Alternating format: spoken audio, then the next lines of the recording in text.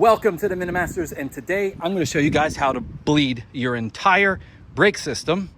Let's get started. All right, guys, so it's time to bleed the brakes. So whenever you bleed the brakes on your truck or really any vehicle, you want to start the furthest possible brake system from the master cylinder, which is in your engine bay. So I'm starting here at the passenger side rear, then I'll go to the driver side rear, then I'll go to the passenger side front, and I'll finish at the driver side front. And so basically what you're gonna do is you're gonna go back here. You're gonna hook some type of plastic tubing onto your bleeder like I have. This is a special setup from a power brake bleeder, so you won't necessarily have this little black piece.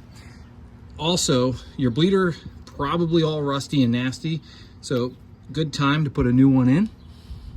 So I'll put that guy back on there.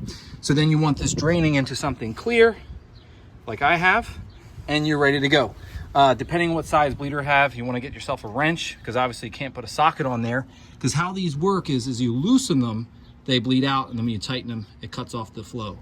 So this is a special brake bleeding wrench. You see it's kind of closed there on the end, helps you get a good grip all the way around.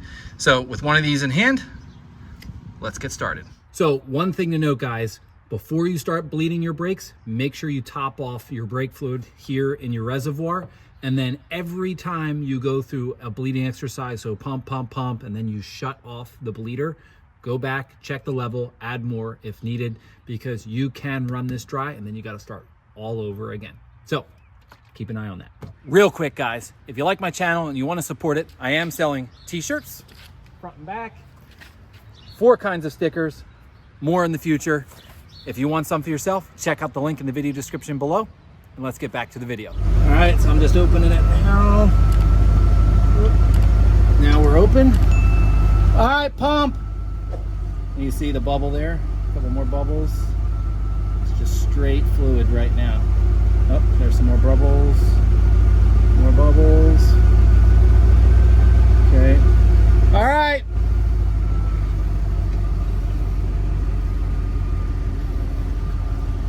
So real quick, guys, you'll notice there was quite a few bubbles coming out of this. 1, I changed the brake bleeder, and 2, I put a new master cylinder on here. So I'm trying to get all the air bubbles back through. So I'm probably gonna go for 1 more pumping, and then when this pump's clear, we should be good to go. One thing to note, guys, when you go to do this, you can actually leave the entire wheel, entire assembly on and still reach behind here, put your tube on and your wrench and actually bleed your brakes, okay? I know I took mine off, but I only did that for the rear. I left the fronts on and I was able to do it just fine, and it made this process so much faster and less of a hassle. So just in case you're dreading having to go through that yourself, here's your tip. So there you have it, guys. Bleeding brakes is that simple, okay? Now, one thing you've noticed is that I only filmed the passenger side rear drum brake, and the only reason for that is because it's literally the same process for the front calipers and of course for the other drum brake. It's the same bleeder, it's just a different position. So the most important thing now is for the person here in the cab who is pumping the brakes. So this person is obviously in here pumping away at the brake pedal, and it should be going right to the floor because you're just forcing fluid right through the brake lines and out through your little hose. When the person closes off the bleeder, that push on the pedal should be nice and firm. If it isn't, and it takes a couple of pumps to get it firm, that tells you there's still air in the lines and you need to repeat the bleeding process. Now, again, you get a firm brake pedal that first time, you switch and you go to the next brake system until it's firm, just like that, all the way around. So that's it, guys. I'm gonna take this truck for a test drive, make sure everything's good, and I'll see ya.